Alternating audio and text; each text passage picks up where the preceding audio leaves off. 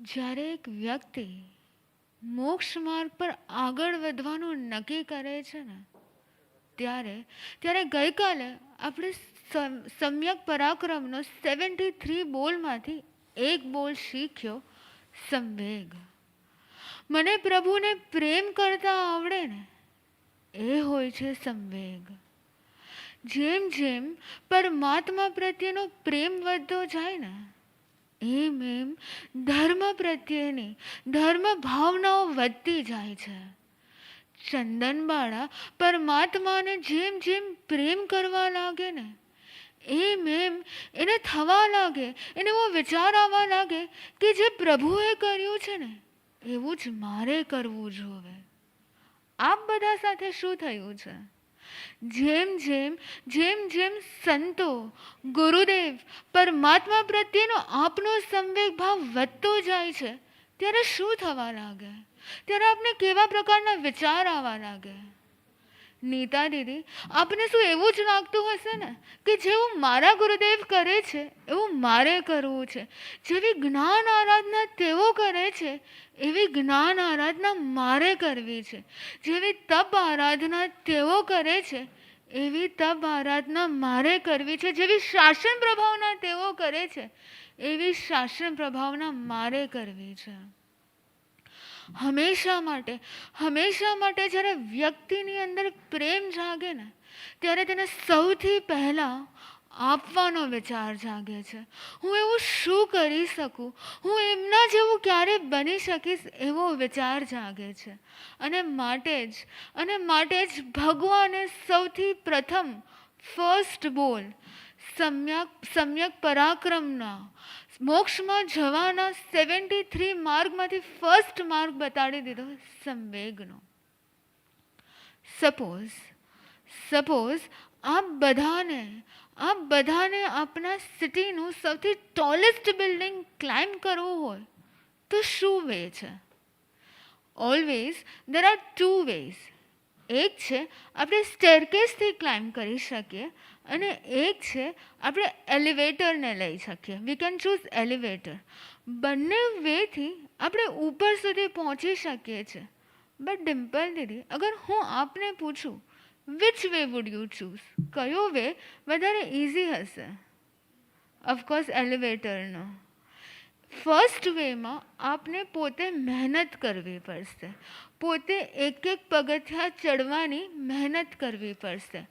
પણ સેકન્ડ વેમાં આપને એક સ્ટેપ લેવું પડશે અને આપ નીચેથી ઉપર પહોંચી શકશો. સંવેગ શું છે?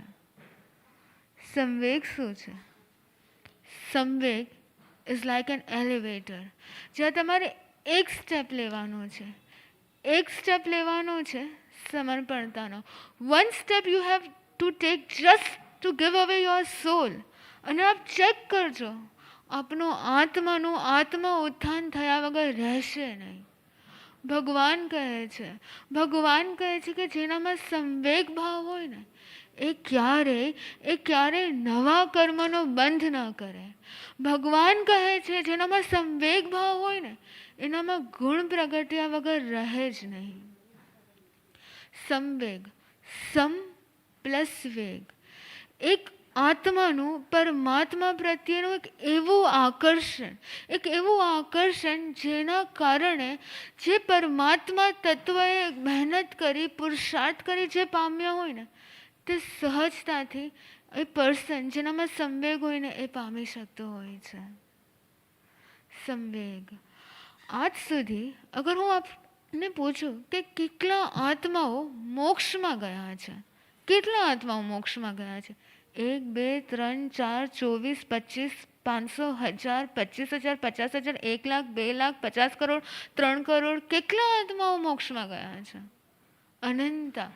આજ સુધી અનંત આત્માઓ મોક્ષમાં ગયા છે, પણ આજ સુધી એક પણ આત્મા એવો નથી કે જે સંવેગ ભાવ વગર મોક્ષમાં ન ગયો હોય.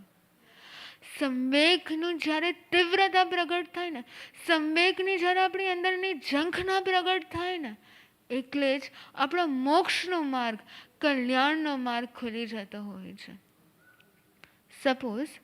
સપોઝ આપની પાસે અ ગ્લાસ ઓફ વોટર હોય, અને વોટર કેવા ક્વોલિટીનું છે એ ચેક કરવું હોય તો શું થાય? તો આપણે એક લિટમસ પેપર ટેસ્ટ કરવું પડે.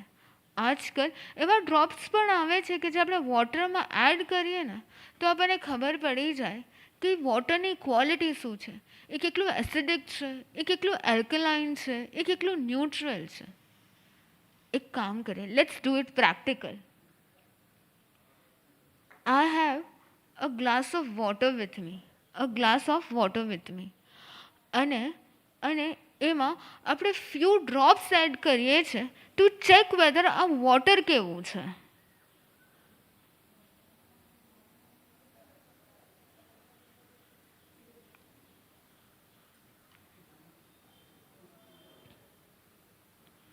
જો ધીરે ધીરે છે ને વોટરનો કલર યલો થવા લાગ્યો છે, વિચ મીન્સ આ વોટર એસિડિક વોટર છે.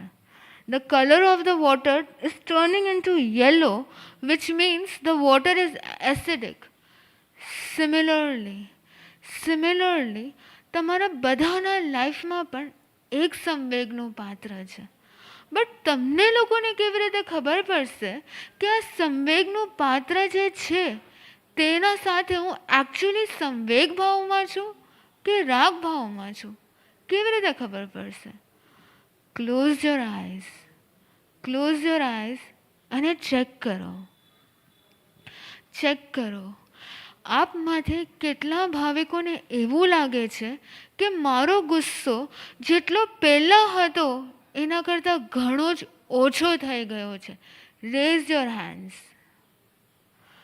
આપમાંથી કેટલા ભાવિકોને એવું લાગે છે કે હવે મારા પ્રેઝન્સથી મારા આસપાસવાળા વધારે ખુશ રહેવા લાગ્યા છે? તે હેન્ડ રેઝ કરશે. આપમાંથી કેટલા ભાવિકોને એવું લાગે છે કે પહેલાં તો હું બહુ સ્માર્ટ હતી પણ હવે ધીરે ધીરે સરળ બનતી જાઉં છું? એ પોતાનો હેન્ડ રેઝ કરશે. આપમાંથી કેટલા ભાવિકોને એવું લાગે છે કે પહેલાં હું આર્ગ્યુમેન્ટેટિવ હતી પણ હવે મારામાં એક્સેપ્ટન્સ આવવા લાગ્યું છે? આપમાંથી કેટલા ભાવિકોના હૃદયમાં એક ભાવના જાગે છે કે મને કંઈક અર્પણ કરવું છે? સેવા, વયાવચ, સમર્પણતા, દાન, જે થાય તે મારાથી મારે કંઈક અર્પણ કરવું છે ધર્મ ક્ષેત્રમાં. આવો ભાવ કેટલા ભાવિકોને જાગે છે? તે રેઝ કરે પોતાનો હેન્ડ. ચેક કરો. ઓકે, ધીરે ધીરે ઓપન યોર આઈઝ. આપમાંથી જેટલા ભાવિકો આ પૂછાયેલા દરેક ક્વેશ્ચનમાં હેન્ડ રેઝ કરી શક્યા છે ને, એ જેટલી વાર જે ક્વેશ્ચનમાં હેન્ડ રેઝ થયો છે ને એટલી વાર આપ સંવેગની પરીક્ષામાંથી પાસ થયા છો. પણ જો યાદ રાખજો, સંવેગ ભાવ જેની અંદરમાં હોય ને એનામાં ચેન્જ આવ્યા વગર રહે નહીં.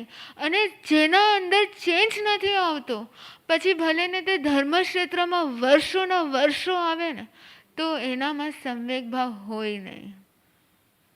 આ સંવેગ જેનામાં એકવાર પ્રગટે ને એના અંદરમાં જેની લાઈફમાં એકવાર સંવેગ જાગે ને એની અંદરમાં માત્ર એક જ ભાવ રહે છે, પાકે તુझको क्या मैं मांगू, कुछ नहीं है सूझता, बस एक तेरा नाम मेरी रग रग में है गूंजता, बस एक तेरा नाम मेरी रग रग में है गूंजता. આવો ભાવ જેવો આપણી અંદરમાં જાગે ને તો માનજો કે આપણી અંદરમાં સંવેગ ભાવ પ્રગટ થયો છે. અગર હું આપ બધાને પૂછું કે સંવેગનો પાત્ર ગુરુ તમને લાઈફમાં કેટલી વાર મળે, કેટલા ભાવમાં મળે? સંવેગનું પાત્ર તમારી લાઈફમાં કેટલી વાર આવી શકે? તો શું આન્સર છે? રેખા દીદી, શું આન્સર છે? એક વાર આવી શકે? ના. શું આવે? ભાવ આવી શકે? ના. સંવેગના પાત્રનો જે તમને યોગ થયો છે એ તમારી લાઈફમાં કેટલી વાર આવી શકે? કોણ આન્સર આપશે? કોને ખબર છે? નથી ખબર. સંવેગનું પાત્ર તમારી લાઈફમાં હર ભાવમાં આવી શકે. એક ભાવ નહીં, પણ હર ભાવમાં આવી શકે. પણ એ સંવેગનું પાત્ર સ્વયં આત્મા કલ્યાણના માર્ગ પર હોય, સ્વયં મોક્ષ માર્ગ પર હોય, એવું માત્ર ને માત્ર 8 જ વાર થઈ શકે છે. તો એવું સંવેગનું પાત્ર જે સ્વયં મોક્ષ માર્ગ પર હોય, જે સ્વયં સાધનાના માર્ગ પર હોય, એવું માત્ર ને માત્ર 8 જ વાર થઈ શકે છે. અને એ 8 વારનો એક વાર આ વખત એવો, એ 8 વખતના સંયોગનો એક સંયોગ આ વખત આપ બધાને પ્રાપ્ત થયો છે. તો આપણે શું કરવું જોઈએ? શું હજી પણ આપણે તે લાગણીમાં, તે ફરજમાં, તે ડ્યુટી નિભાવવાના અહેસાસમાં રહી જશું કે ના, મને જે સંયોગ પ્રાપ્ત થયો છે એને મારે સાર્થક કરી લેવો જોઈએ? માત્ર 8 વારનો જો આ છેલ્લી વાર હશે, તો આ 8 વારના સંયોગનો જો આ અંતિમ વાર હશે, તો શું થશે? એક વખત છે ને, એક વખત એક ભરવાડ હોય છે, એક શેફર્ડ હોય છે. એ શેફર્ડને છે ને પોતાની શીપ્સ બહુ ગમતી હોય છે, પોતાનું ખેતર ગમતું હોય છે, એ ખેતરના વેજીસ ગમતા હોય છે, એ ખેતરમાં જે લાવેલું પોતાનું જમવાનું હોય છે તે ગમતું હોય છે. એ શેફર્ડને એવી બધી નાની નાની વસ્તુઓ બહુ ઇમ્પોર્ટન્ટ અને મહત્ત્વની લાગતી હોય છે. પરંતુ એક દિવસ એવું થાય છે કે તે શેફર્ડ જમવા જ બેસે છે. એ શેફર્ડ જમવા જ બેસે છે ને એ દિવસે એને બહુ મહેનત કરીને પૂરી બનાવી હોય છે. એ જમવા બેસે છે, હાથમાં પૂરી લે છે, ત્યાં જ બરાબર એ જ સમયે એક કાગડો આવીને પૂરી લઈ જાય છે. તે શેફર્ડ થોડુંક આગળ વધે છે અને એનું ધ્યાન છે ને એક શાઇની પથ્થર ઉપર જાય છે. તે શાઇની પથ્થરને ઉપાડે છે. એક તરફ હાથમાં પૂરી હતી જે તે કાગડો લઈ ગયો, અને એક તરફ એના હાથમાં તે શાઇની ચમકદાર પથ્થર છે. એક તરફ એના હાથમાં તે પથ્થર એટલે કે જેમ સ્ટોન છે, અને એક તરફ એનું ધ્યાન છે કે કાગડો મારી પૂરી લઈ ગયો. એને શું કરવું જોઈએ? એ શું કરે છે ખબર છે? એ છે ને જેમ સ્ટોનને એ કાગડા તરફ ફેંકે છે, જેથી કાગડો ઉડી જાય અને તે પોતાની પૂરી લઈ લે. કેવા લાગે?